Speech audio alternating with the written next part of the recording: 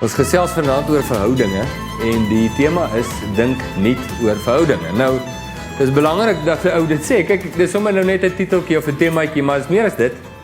Want as ek nou sê vanaand jy moet nie dink oor verhoudinge, dan is dit presies wat ons bedoel, omdat ons het 'n probleem in die area van verhoudinge. Nou, jy moet dit erken. Ons het 'n probleem daar, nê. Die slim mense sê 85% van al die probleme wat jy, dis nou die slim mense wat so sê. Minimum 85% van al jou probleme is verhoudingsgeoriënteerd. Nou dink net gou 'n bietjie in jou eie lewe, is dit waar? Want dit help nou nie ou maak sulke stellings baie braaf hier onder die helder ligte, maar dis nie waar nie. So dink gou in jou lewe, is dit waar dat minimum 85% van al jou probleme verhoudingsgeoriënteerd is. Nou goed, dit beteken dan nou ook dat maksimum 15% van al jou probleme is iets anders te behalwe verhoudings. So sê nou maar die kar wat breek, of die telefoon wat nie werk nie, of so. Maksimum 15%. Nou as dit waar is, dat 'n minimum van 85% van al ons probleme verhoudingsgeoriënteerd is, beteken dit een ding. Dis die belangrikste ding wat daar is. En dit beteken 'n paar goed nog. Dit beteken dat as ons nie geskool is in suksesvolle, liefdevolle, volwasse, diepgaande verhoudings nie, is ons nie gereed om te lewe nie. Dink, dis ons 'n logiese afleiding om te maak, sou jy nie sê nie. As dit waar is, dat minimum 85% van al my probleme verhoudingsprobleme is. Wat beteken die volgende, en dis sommer 'n belydenis uit my kraal uit. Na al die jare op skool en op universiteit, het ek allerhande goed geleer. Jy het dieselfde gedoen. As ek al die kennis in hierdie vertrek nou vanaand op 'n hoop moet gooi, sal dit 'n imposante hoop wees. Sou jy nie sê nie. Al die diplomas, die kursusse, die grade, al die ondervindings, oorseese reise, al hierdie dinge. As jy dit nou moet vergelyk met wat ons weet vanaand, is dit indrukwekkend. Ons kan mense beïndruk met ons CV. Maar die vraag is dit, weet ons iets van wat regtig belangrik is? En weet jy wat is regtig belangrik? Dat ek weet hoe om suksesvolle verhoudinge te kan hanteer. Nou, is die rekord van ons lewe die teendeel. Die rekord van ons lewe sê gewoonlik dat dit wat regtig belangrik is, weet ons die minste van. Dit is 'n baie kras ding om te sê. Hoor net, veral vir gelowiges in die kerk. Is dit moontlik byvoorbeeld om vir 50 jaar 'n toegewyde gelowige te wees en nog steeds te sukkel met onvolwasse verhoudinge? Nog steeds te sukkel met 'n onvermoë om te kan lief hê? Is dit moontlik? Die antwoord? Ja. Sou jy nie sê dis waar? Hoe weet ons dit? Ons beleef dit. Dis 'n geweldige groot probleem. Maar die meeste van my tyd, die meeste van my aandag, die meeste van my energie spandeer ek aan enigiets anders behalwe dit. Dink 'n bietjie, wat leer jy jou kinders? Ek het nou drie kokkelossies, né? Ja, hulle is uniek in alle opsigte, en ek gaan julle 'n idee gee. My oudste seun het blonde hare en blou oë, en hy lyk, hy het dieselfde aantreklike beeld wat hy uitstraal soos sy pa, uit die hart van sy.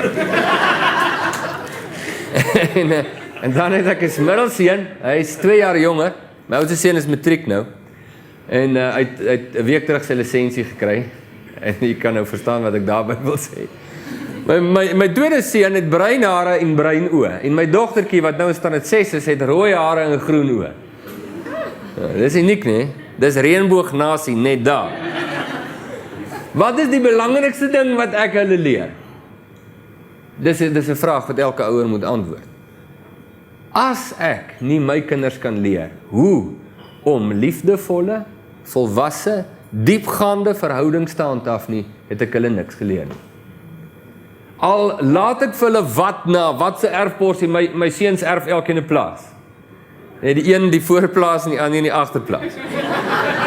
Ek kan vir hulle wat nalaat, maar as ek hulle nie kan leer om sinvolle verhoudinge te handhaaf nie, het ek hulle niks gegee nie. Het ek hulle niks nagelaat nie. Nou moet ek jy vertel van 'n interessante fliek wat ek gekyk het nou die dag. Miskien het jy dieselfde fliek gesien. Dit is hulle het hom oorgemaak. Hy was oorspronklik gemaak baie jare gelede, het hulle hom nou weer gedoen met Nicole Kidman in die hoofrol, en ek kan nie onthou wie was die man in die hoofrol. Die fliek se naam Moulin Rouge.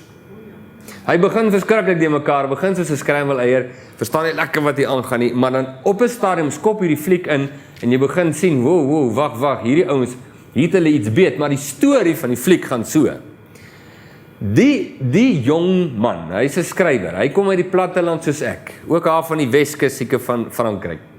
En hy kom hier in die groot stad Parys, en hy kom in hierdie Moulin Rouge, wat 'n cabaret theater is, maar eintlik is dit 'n luxe man, of 'n ryk man bordeel. Dis 'n luxe bordeel, dis eintlik wat dit is. En hy raak verlief op die ster van die verhoogda, wat nou gespeel word deur Nicole Kidman. En hy is hopeloos verlief op haar, en hy wil 'n audiensie met haar hê. 'n Private audiensie. En hulle trek 'n paar toue daar, hulle kroek 'n bietjie, maar hulle kry die twee bymekaar. Maar sy dog, hy's 'n kliënt. Nou kan jy je voorstel. So sy haal toe al die kaperjolle uit wat sy nou maar doen in haar tipe lyn van beroep.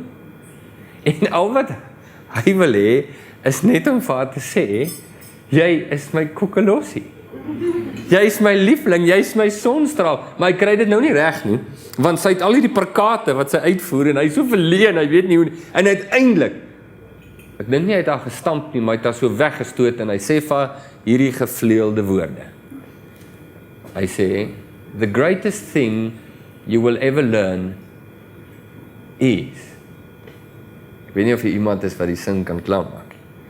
The greatest thing you will ever learn. Kom uit 'n preek nie hoor, kom uit hierdie fliek, Moulin Rouge. Is just to love and be loved in return. Van al die goed wat ons weet, en ons weet baie.